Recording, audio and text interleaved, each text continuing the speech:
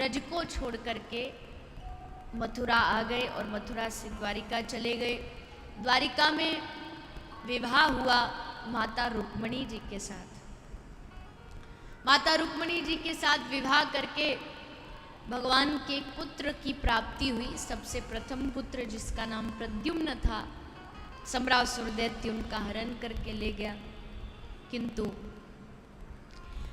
अंत में सम्रासुर का उद्धार करके प्रद्युम्न महाराज अपनी माता के पास आए, रुक्मिणी जी के पास आए। अब भगवान की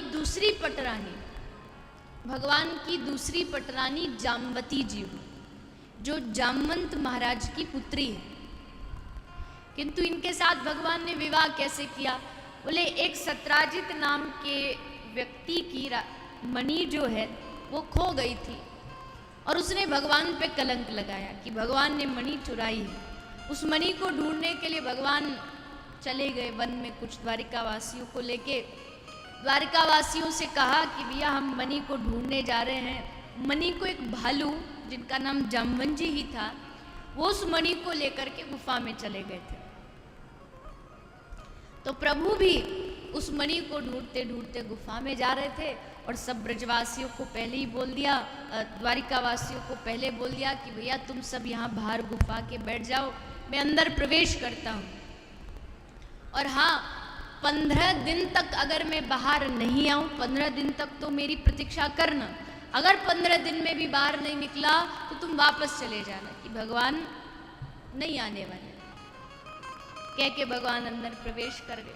पर विशाल गुफा थी, भगवान ने प्रवेश तो किया, लेकिन 15 दिन तो कब अंदर घुसने में निकल गए पता ही नहीं लगा। अब द्वारिका वासियों ने सोचा 15 दिन हो गए, अब भगवान नहीं आने वाले, इसलिए सारे द्वारिका वासी उस स्थान को छोड़ के जाने लगे। तब विचार आया, अरे भैया वो भालू कितना शक्तिशाली होगा जिसने भगवान को हरा दिया। अगर वो निकल के बाहर द्वारिका आ गया तो सारी द्वारिका को तहस नहस कर देगा। इसलिए गुफा के बाहर एक बड़ा सा पत्थर अड़ा दिया ताकि वो भालू बाहर ना आए, और चले गए। ब्रज के संत कहते, भैया देखो बस यही अंतर है द्वारिका वालों में ब्रज वालों में।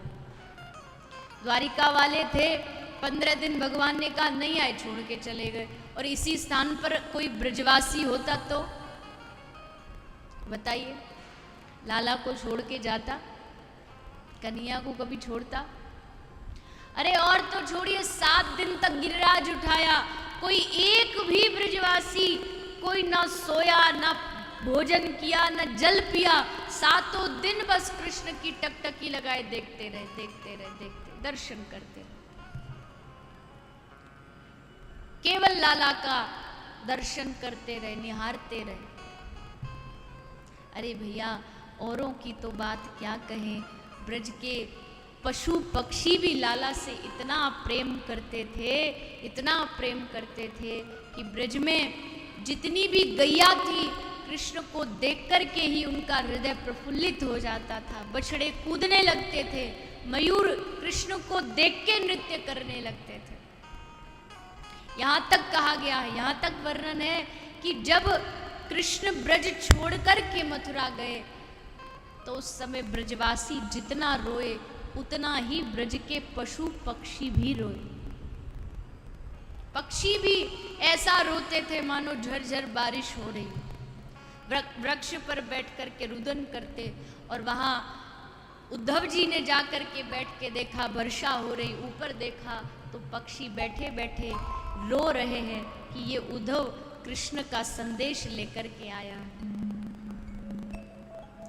नंद बाबा की 9 लाख गैया थी, लेकिन कृष्ण के विरह में हर रोज एक गैया अपने प्राणों का त्याग कर देती थी, हर रोज प्राण त्याग देती थी। इसलिए भैया ब्रजवासी तो ब्रजवासी है,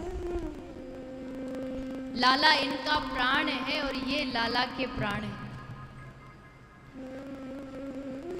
सब कुछ छोड़ सकते हैं, लेकिन कृष्ण के सुख की इच्छा ये कभी नहीं छोड़ सकते।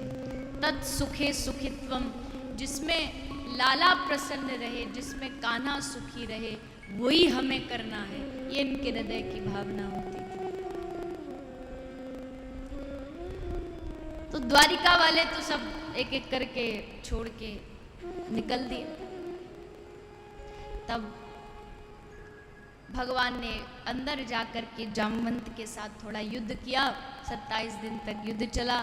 अंत में भगवान ने राम रूप का दर्शन कराया तो जामवंत जी को समझ आया कि ये कौन है, और मणि भगवान को वापस दी और अपनी पुत्री का ब्याह भगवान कृष्ण से करा दिया।